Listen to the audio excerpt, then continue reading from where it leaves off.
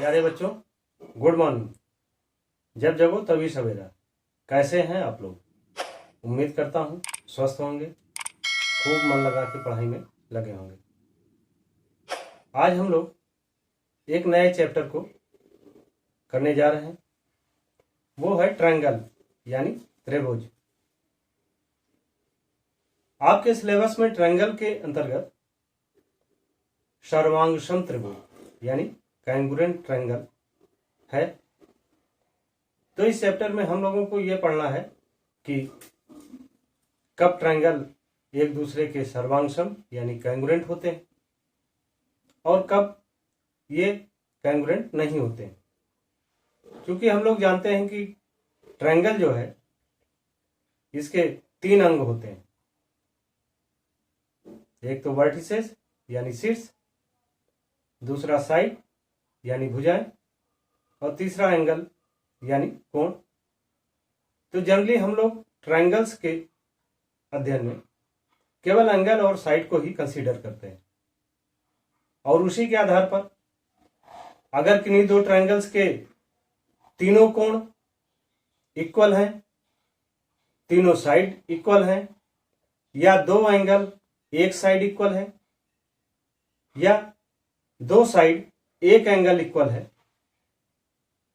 तो कब ये दोनों ट्रायंगल आपस में एक दूसरे के कांग्रुएंट होंगे यानी सर्वांगसम होंगे। इसके पहले के लेक्चर वीडियो में हमने इंट्रोडक्शन पार्ट को दिया हुआ है।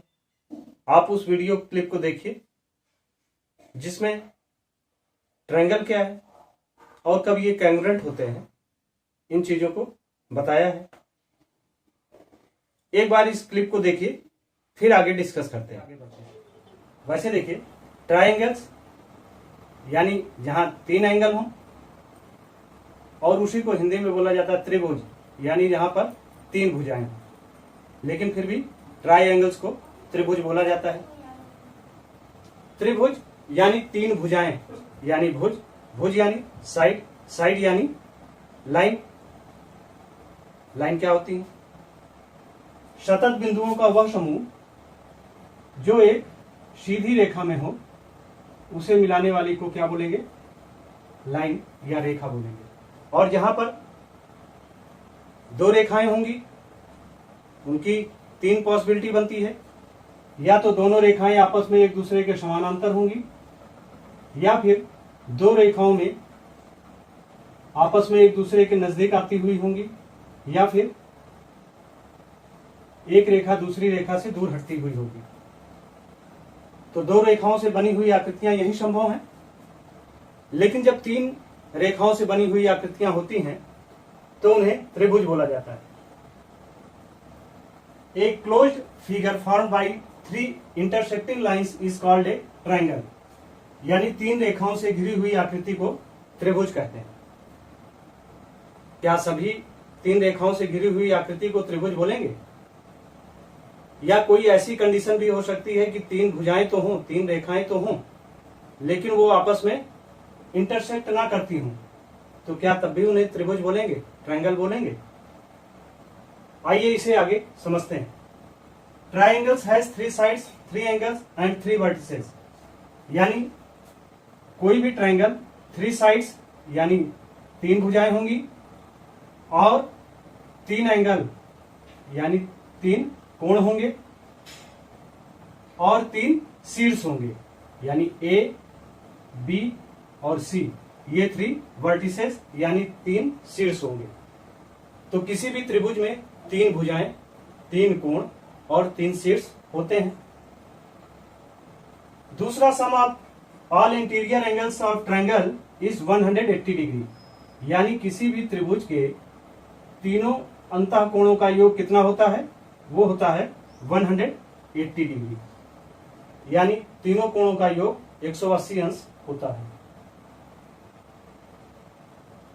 थर्ड देखते हैं, sum of 2 sides must be greater than और इक्वल टू थर्ड साइड, यानी ट्रायंगल तभी बनेगा जबकि किसी भी त्रिभुज की 2 भुजाओं का योग तीसरी भुजा से ज्यादा हो।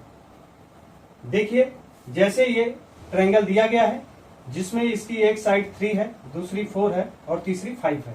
अब आप देखिए 3 + 4 = क्या हो जाएगा? 7।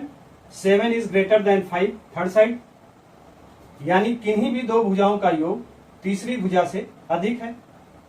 चाहे ये भुजाएं लीजिए, इनके योग लीजिए, इससे अधिक होगा। इन भुजाओं का योग इससे अधिक होगा, इन भुजाओं का योग इससे अधिक होगा। यानी यह ट्रायंगल तभी होगा जब किन्हीं दो भुजाओं का योग तीसरी भुजा से अधिक हो। अगर मान लो ऐसा ना हो, किन्हीं दो भुजाओं का योग तीसरी भुजा से अधिक ना हो, तो क्या ट्रायंगल बनेगा? मान लीजिए कोई एक ट्रायंगल है जिनकी एक भुजा 1, दूसरी 2 और तीसरी 5 है। देखिए क्या ये ट्रायंगल बनेगा? 2 और 5 को अगर ऐड करें, ये दोनों साइड्स को ऐड करें, 2 and 5 = 7। 7 is greater than 1। 5 is to 1। 5 + 1 = 6 is greater than 2। ये दोनों शर्तें तो लागू हो रही हैं। लेकिन तीसरी देखिए 1 और 2,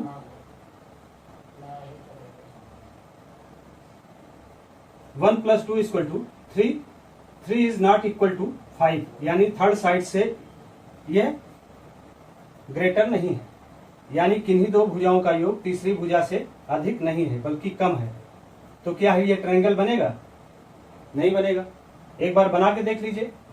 मान लीजिए हमने किसी ट्रायंगल का बेस 5 लिया, ठीक, और ये 1 लिया और दूसरा अगर 2 लिया, तो ये कहाँ मिलेगा? और अगर मिलेगा नहीं, इंटरसेक्ट नहीं करेगा, तो फिर ये ट्रायंगल नहीं बन पाएगा। तो यह इंपॉर्टेंट कंडीशन है, sum of 2 sides must be greater than और इक्वल टू थर्ड साइड, यानी किन्हीं दो भुजाओं का योग या तो तीसरी भुजा के बराबर हो या तीसरी भुजा से अधिक हो, तभी ट्रायंगल बनेगा, तभी त्रिभुज बन पाएगा, अदरवाइज त्रिभुज या ट्रायंगल नहीं बन पाएगा। आगे देखते हैं, 4th पॉइंट में दे रहा है side opposite to the largest angle is largest side, यानी जो सबसे बड़ा कोण है, ठीक ना, उसके अपोजिट साइड जो साइड है वो क्या होगी? हमेशा लार्जेस्ट होगी, बड़ी होगी, यानी बड़े कोण के सामने की भुजा बड़ी होती है। ये चीज हम लोग जब कांग्रुएंट ट्रायंगल प्रूव करेंगे उस टाइम पे बहुत ही इंपॉर्टेंट थ्योरम रहेगी। ऐसे ही इसका अपोजिट भी होता है, angle opposite to the largest side is largest angle, यानी बड़ी भुजा के सामने का कोण बड़ा होता है, बड़े कोण के सामने की भुजा बड़ी होती है और बड़ी भुजा के सामने का कोण बड़ा होता है।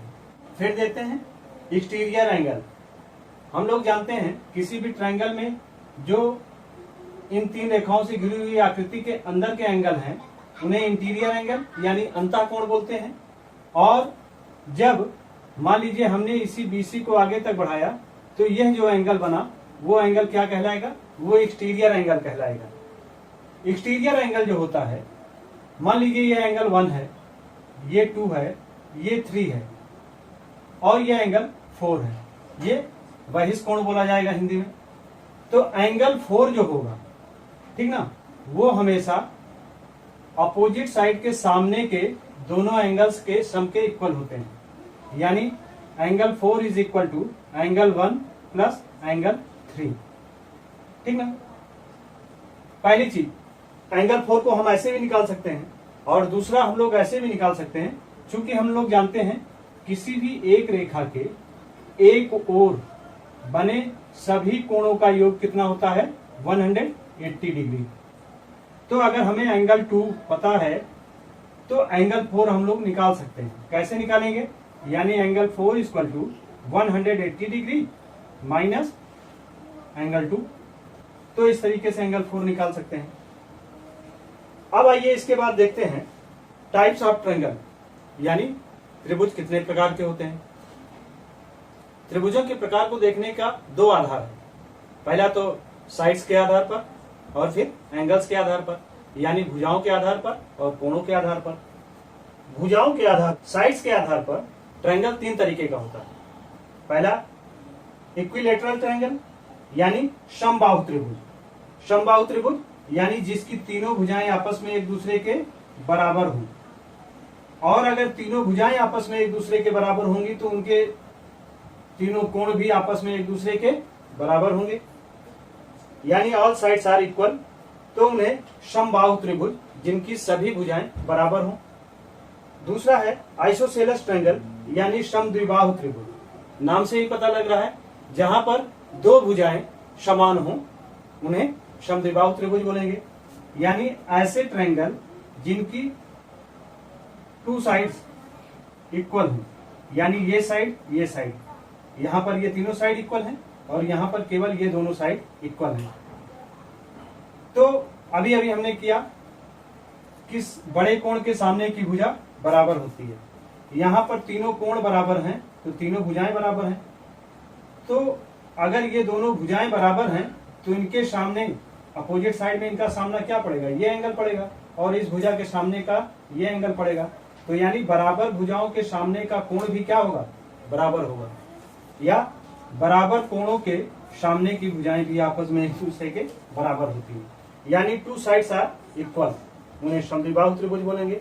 तीसरा स्केलिन ट्रायंगल यानी विषम बाहु त्रिभुज, जहां पर किसी भी ट्रायंगल की तीनों भुजाएं आपस में कोई भी एक दूसरे के बराबर न हो उन्हें स्केलिन ट्रायंगल या विषम बाहु त्रिभुज बोलेंगे, नो साइड्स इक्वल। फिर एंगल्स के आधार पर हम लोग ट्रायंगल को तीन भागों में बांटते हैं। एक्यूट एंगल्ड ट्रायंगल यानी न्यून कोण त्रिभुज, न्यून कोण त्रिभुज यानी न्यून कोण को हम लोग जानते हैं, ऐसा कोण क्या होगा, न्यून कोण जहां पर जो 90 डिग्री से कम हो, इस आधार पर बना हुआ जो ट्रायंगल होगा उसे क्या बोलेंगे, एक्यूट एंगल्ड ट्रायंगल, यानी ऑल एंगल्स लेस देन 90, यानी यहाँ पर जितने भी एंगल होंगे सभी जो है 90 डिग्री से कम होंगे, तो उन्हें बोलेंगे acute angle triangle. Second obtuse angled triangle यानी अधिक कोण त्रिभुज, जहां पर कम से कम एक एंगल जो है वो क्या हो, 90 डिग्री से बड़ा हो, one angle is greater than 90 degree, तो उन्हें क्या बोला जाएगा, अधिक कोण त्रिभुज। ठीक।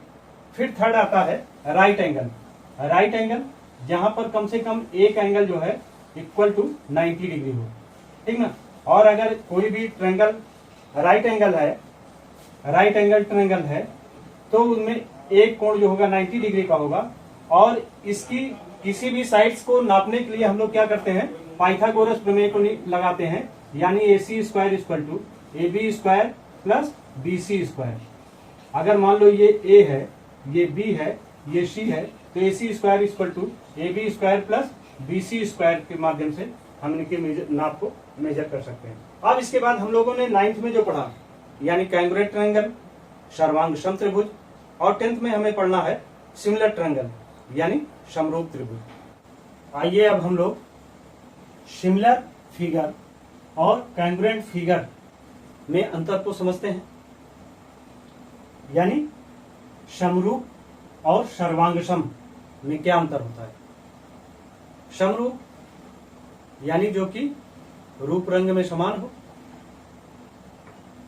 ऐसे कोई दो व्यक्ति हो सकते हैं जो कि रूप में समान हो लेकिन वो सर्वांगसम ना हो, यानी उनके सभी अंग समान ना हो, यानी कोई एक लंबा व्यक्ति हो, एक नाटा व्यक्ति हो, तो जो कि सर्वांगसम नहीं है लेकिन फिर भी दोनों का रूप रंग सेम हो सकता है। तो यानी हम लोग यह कह सकते हैं कि सर्वांगसम यानी जहां पर जिस फिगर में सभी अंग समान हो, ऐसा कुछ भी हो सकता है, सर्कल भी हो सकता है यानी वृत्त हो सकता है, पॉलीगॉन भी हो सकता है, रेक्टेंगल भी हो सकता है यानी आयत भी हो सकता है, स्क्वायर भी हो सकता है। तो ऐसे बहुत से फिगर हो सकते हैं जो कि कांग्रुएंट हो सकते हैं, ठीक ना। लेकिन कोई जरूरी नहीं कि जो कांग्रुएंट हो वो सिमिलर ही हो। हम लोगों को एक्चुअली यहाँ पर पढ़ना है सिमिलर ट्रायंगल यानी समरूप त्रिभुज, और समरूप त्रिभुज को पढ़ने के पहले, इसको समझने से पहले जरूरी यह है कि हम लोग पहले कांग्रुएंट ट्रायंगल सर्वांगसम त्रिभुज के बारे में जानें। देखिए, चाहे कांग्रुएंट ट्रायंगल हो और चाहे सिमिलर ट्रायंगल हो, दोनों के बीच अंतर का आधार जो होता है एक तो शेप है और दूसरा साइज है, ठीक ना। Two triangle with same shape and same size, they covered each other exactly.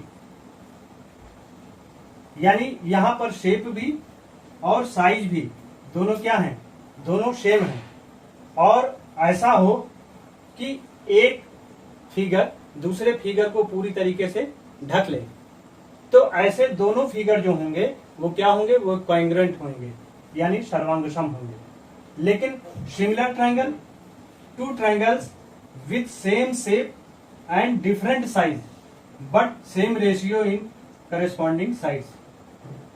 यानी कि जहां पर दो ट्रायंगल सेम शेप हों, समान आकार के हों, यानी एक बड़ा हो और एक छोटा हो, लेकिन फिर भी उनकी साइज जो है वो अलग हो, लेकिन उनका रेशियो जो हो वो सेम हो। तो आइए पहले इसे समझते हैं। कॉन्ग्रुएंट ट्रायंगल को, दो त्रिभुज समान आकृति और आकार के हों जो एक दूसरे को पूरी तरह से ढक लें। यानी त्रिभुजों के संदर्भ में ऐसे दो त्रिभुज जो आपस में एक दूसरे को ढक लें, वे दोनों त्रिभुज क्या होंगे, कॉन्ग्रुएंट होंगे, यानी सर्वांगसम त्रिभुज होंगे। सर्वांगसमता को सिद्ध करने के लिए हम लोगों ने 9th में बहुत सी थ्योरम पढ़ी। आइए उन सारी थ्योरम्स को पहले हम लोग एक बार रिवाइज कर लेते हैं। माना कि दो ट्रायंगल हमें दिया गया है।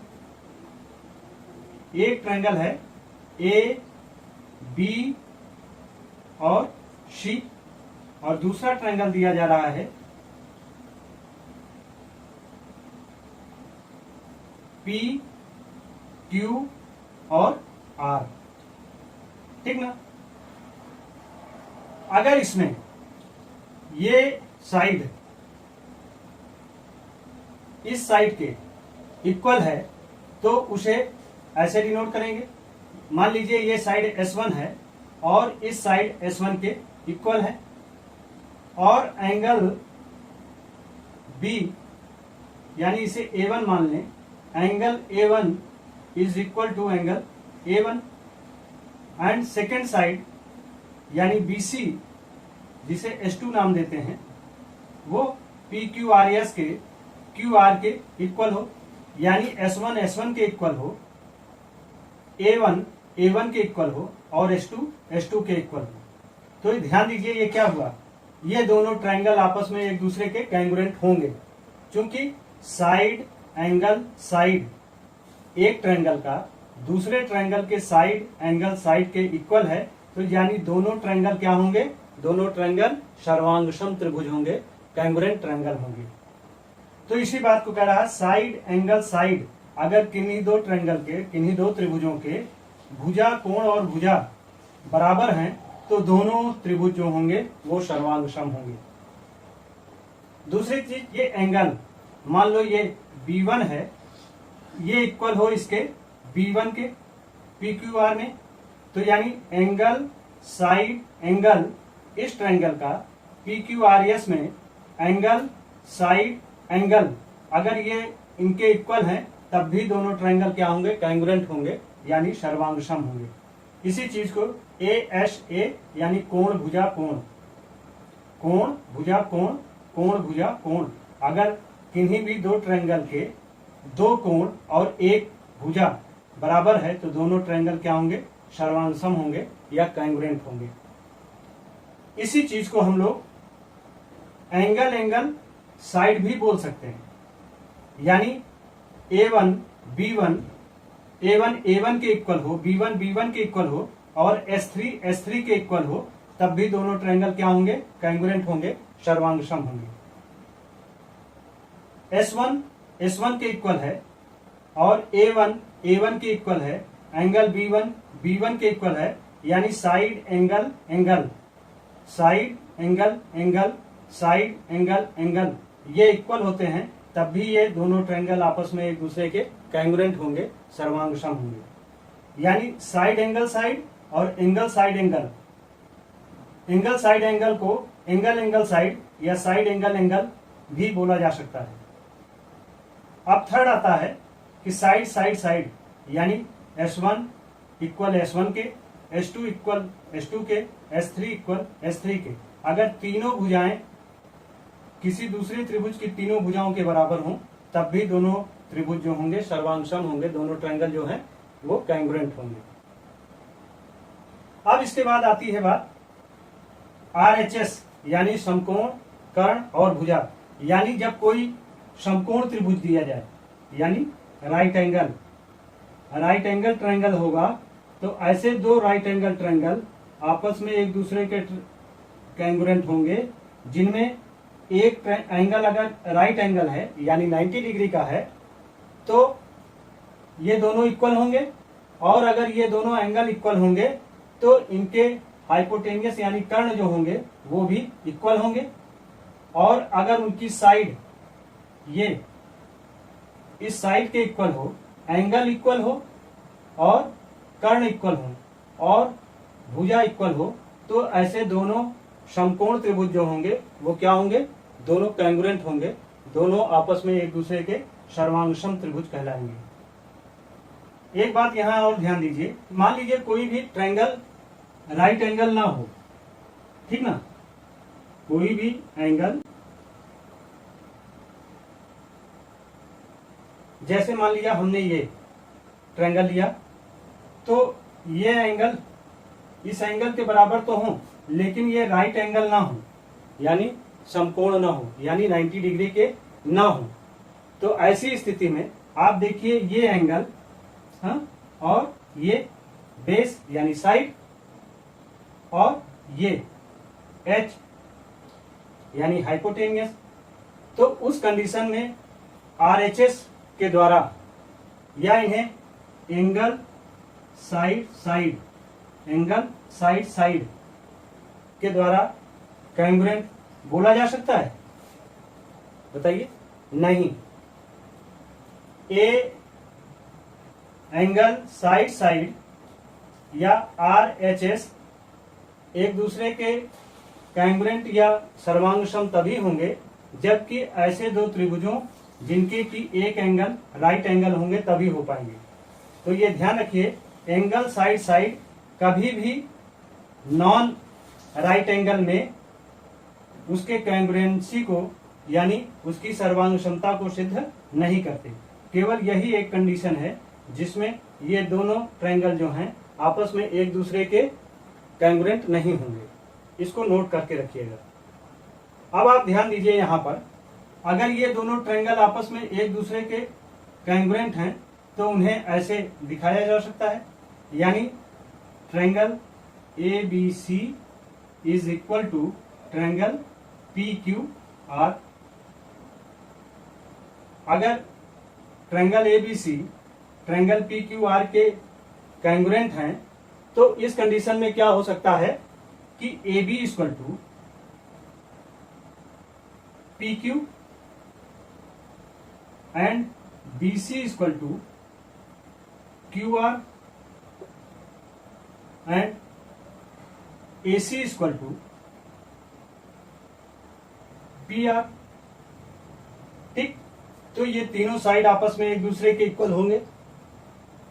और ऐसे ही एंगल ए यानी ये angle A equal to angle P के, angle B is equal to angle Q के and angle C is equal to angle R के। ठीक ना, ये कंडीशन हो सकती। तो ये जो हैं आपस में एक दूसरे के बराबर किससे होंगे, बाई CP CT आपने 9th में पढ़ा है। ठीक, तो इन आधारों पर, इन प्रमेय के आधारों पर हम लोग किन्हीं दो दिए गए ट्रायंगल को कांग्रुएंट ट्रायंगल प्रूव कर सकते हैं। अब आइए इसके बाद देखते हैं सिमिलर ट्रायंगल यानी समरूप त्रिभुज। इसको two triangle with same shape and different size but same ratio in corresponding side, यानी दो त्रिभुज समान आकृति एवं भिन्न आकार के हो किंतु अनुरूप भुजाएं समान अनुपात में हों। यानी कहने का मतलब, अगर मान लीजिए आपने एक स्क्वायर बनाया, एक वर्ग बनाया, जो मान लीजिए 333 है, इसकी साइड 33 है। अगर कोई रेक्टेंगल आपने बनाया जिसकी एक साइड 3 है और दूसरी 4 है, तो ये भी 3 होगी, ये 4 होगी। और इसके बाद अगर आपने कोई पैरेललोग्राम बनाया यानी सर्वांग सम यानी समांतर चतुर्भुज, और मान लीजिए ये 3 3 और ये 4 4 हैं, और इसके बाद अगर मान लीजिए कोई आपने स्क्वायर बनाया, ठीक ना, जिसकी लेंथ 4 4 4 है, तो आप बताइए इसमें कौन आपस में दो फिगर सिमिलर हैं यानी समरूप हैं। यह इसके समरूप होगा, हालांकि इसकी एंगल इसके बराबर, ये एंगल इस एंगल के बराबर, ये एंगल इस एंगल के बराबर, ये एंगल इस एंगल के बराबर तो होगा, लेकिन ये साइड इस साइड के बराबर होने के बावजूद भी ये साइड इस साइड के इक्वल नहीं है, तो ये दोनों आपस में एक दूसरे के सिमिलर होंगे? नहीं होंगे। या ये दोनों आपस में एक दूसरे के सिमिलर होंगे? ये एंगल इस एंगल के इक्वल नहीं है, हालांकि ये साइड इस साइड के इक्वल तो है, ये साइड इस साइड के इक्वल है, लेकिन एंगल इक्वल नहीं है। कम से कम एक एंगल तो इक्वल होना ही चाहिए ना। तो यानी ये भी एक दूसरे के सिमिलर नहीं है। लेकिन अब आप इसको और इसे देखिए, ये 3 3 3 3 है और ये 4 4 4 4 है, यानी यह शेप में क्या है, दोनों सिमिलर है। हालांकि ये छोटा है और ये बड़ा है, साइज में अंतर है, लेकिन फिर भी शेप कैसा है, दोनों का शेप सेम है, यानी ये दोनों आपस में एक दूसरे के सिमिलर है। एक्चुअली हमें जो यहाँ जो पढ़ना है वो केवल ट्रायंगल के बारे में पढ़ना है, त्रिभुज के बारे में पढ़ना, यानी कोई भी दो ट्रायंगल, मान लो एक ट्रायंगल ये है, ठीक, ए बी और सी, और एक दूसरा ट्रायंगल ये है, पी क्यू और आर। अगर ये एंगल इस एंगल के बराबर है, ये एंगल इस एंगल के बराबर है, ये एंगल इस एंगल के बराबर है, और साइड इस साइड के ये बराबर है, इस साइड के इक्वल ये साइड है, तो देखिए ये दोनों कॉन्ग्रुएंट तो नहीं है, सर्वांगसम तो नहीं है, लेकिन फिर भी सिमिलर हैं, ठीक ना। सिमिलर क्यों है? क्योंकि इनके तीनों कोण और तीनों भुजाएं आपस में इक्वल है, सेम है, ठीक ना। लेकिन यह साइड जो है इस साइड के इक्वल नहीं है, लेकिन दोनों का रेशियो सेम है, प्रोपोर्शन जो है, दोनों का अनुपात जो है वो समान है। इस तरीके से सिमिलरिटी ऑफ ट्रायंगल को हम लोग साइड साइड साइड से, यानी तीनों भुजाएं जब किन्हीं दो ट्रायंगल्स के इक्वल होंगे तो वो आपस में क्या होंगे, सिमिलर होंगे। और दूसरा साइड एंगल साइड, यानी साइड एंगल साइड, अगर ये साइड इस साइड के, ये एंगल इस एंगल के और ये साइड इस साइड के इक्वल है, तब भी ये दोनों आपस में एक दूसरे के सिमिलर ट्रायंगल होंगे। और तीसरा, अगर तीनों का एंगल एंगल एंगल, अगर तीनों की एंगल, ये एंगल इस एंगल के, ये एंगल इस एंगल के और ये एंगल इस एंगल के इक्वल है, तब ऐसे दोनों ट्रायंगल जो होंगे वो क्या होंगे, वो सिमिलर ट्रायंगल होंगे, यानी समरूप त्रिभुज होंगे। It means for similar triangle their corresponding angles are equal and their corresponding sides in same ratio. यानी अगर एंगल बी 60 डिग्री का है और एंगल क्यू भी 60 डिग्री का हो, तो बी का करेस्पॉन्डिंग एंगल क्या होगा, क्यू है। ऐसे ही एंगल सी की वैल्यू जो हो, इसका करेस्पॉन्डिंग एंगल चूंकि आर है, दोनों बराबर हों, और साथ ही अगर ऐसा होने के साथ इनकी साइड, मान लीजिए ए बी और पी क्यू, ए बी का करेस्पॉन्डिंग साइड क्या है, पी क्यू है, और दोनों साइड जो हैं वो आपस में एक दूसरे के करेस्पॉन्डिंग साइड्स हैं। अगर मान लीजिए ये साइड 6 है और ये साइड 3 है, तो इनका रेशियो क्या हो जाएगा, 6/3। और ऐसे ही मान लीजिए BC जो है 6 हो और QR 3 हो, तो इनका भी रेशियो क्या होगा, 6/3, यानी 3 2 जा 6। तो इनका जो रेशियो है, साइड्स का जो रेशियो है वो सेम हो, तो यानी एंगल इक्वल हो और इनका करेस्पॉन्डिंग साइड्स जो हो वो क्या हो, उनका रेशियो सेम हो, तो ऐसे दोनों ट्रायंगल जो होंगे सिमिलर ट्रायंगल होंगे। तो इससे अब ये चीजें क्लियर हो गई कि कांग्रुएंट ट्रायंगल वो ट्रायंगल होंगे जिनकी शेप और साइज किन्हीं दो ट्रायंगल की दोनों इक्वल होगी, तभी वो कांग्रुएंट होंगे। लेकिन सिमिलर ट्रायंगल वे दो ट्रायंगल होंगे जिनकी शेप तो इक्वल हो और साइज ना इक्वल हो, फिर भी उनके साइज का रेशियो भी, साइड का रेशियो भी अगर इक्वल है, तो उस आधार पर ऐसे दोनों ट्रायंगल जो होंगे वो क्या होंगे, वो सिमिलर ट्रायंगल या समरूप त्रिभुज होंगे। वीडियो क्लिप को देखने के बाद आपको समझ में आ गया होगा कि ट्रायंगल क्या है और कब ये ट्रायंगल कांग्रुएंट होते हैं और कब ये कांग्रुएंट नहीं होते हैं।